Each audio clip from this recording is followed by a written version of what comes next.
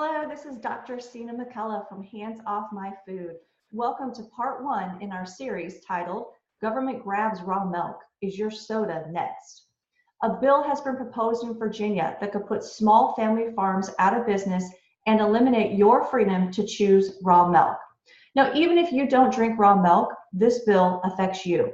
It affects all of us because it threatens our rights in three main ways. Number one, your protection against warrantless searches is being challenged. This bill allows data tracking of raw milk consumers. Their personal information will be tracked in a government database.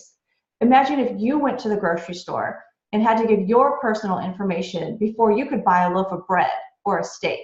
And then the store gave your information to the government so they could track what you were eating. It's just ludicrous. But the Fourth Amendment violation gets worse.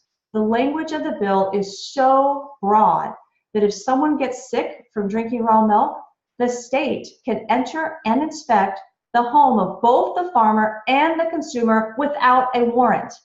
And if the farmer or the consumer doesn't comply, they can go to jail.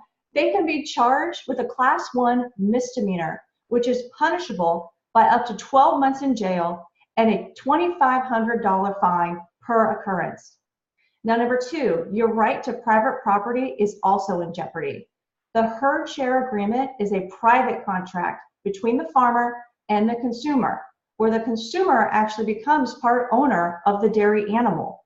Therefore, distribution of milk through a herd share contract is a private transaction, which should not be subject to government regulation. The state should not have jurisdiction of what people do with their own property. And lastly, the government is stealing your freedom to choose your food. Now, you may not drink raw milk, and that's okay. I don't drink raw milk either. You may not think it's safe, and that's okay too. We don't have to agree that it's safe. But can we agree that we should have the freedom to decide for ourselves what we want to put in our bodies?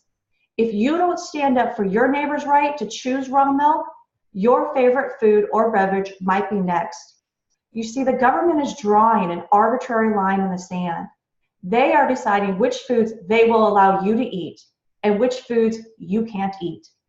Who's to say where that line will be drawn? Will they stop at raw milk, or is your Oreo or soda next? You know, the government claims that they are taking away our freedoms in order to protect our health. They claim that consuming raw milk is a public safety issue, and they need to swoop in and protect us from ourselves. But this is not a public health issue. The government already made the sale of raw milk illegal, which means it's not even available to the general public. The raw milk is only available to the herd share owners and the farmer. Besides, where's the burden of proof? Unlike cigarettes, which are legal and available to the public, there is no conclusive evidence that raw milk from a reputable farm is dangerous enough to warrant spending our taxpayer money to expand government overreach and trample our constitutional rights. Now, have there been reports of people getting sick from consuming raw milk? Yes. Since 1998, the CDC claims 3 people have died from raw milk. But 2 of those deaths were later proven unrelated to raw milk, and the 3rd death remains questionable. However, during that same time period, 4 people died from pasteurized milk. Yes, people do get sick and sometimes die from pasteurized milk. In fact, one of the largest salmonella outbreaks in U.S. recorded history was from pasteurized milk. 14 people were killed.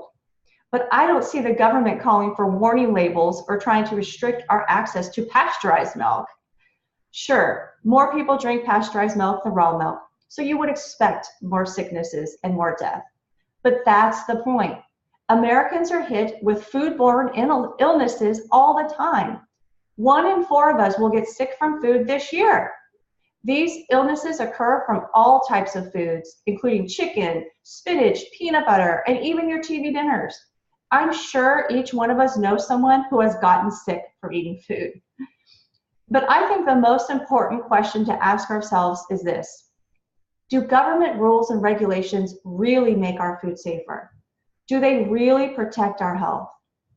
not always.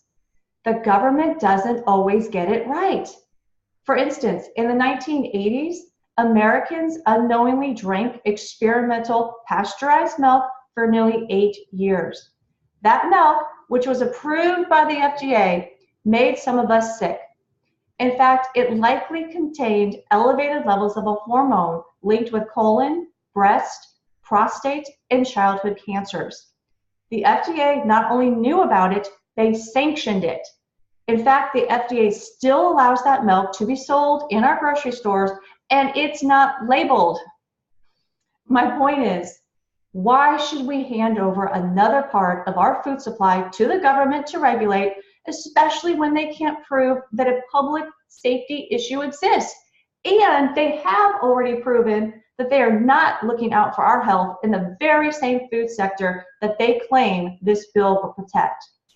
Yet the government wants to violate our constitutional rights and spend our tax dollars to regulate small farmers and intimidate people who just want to exercise their freedom to choose which foods they want to eat.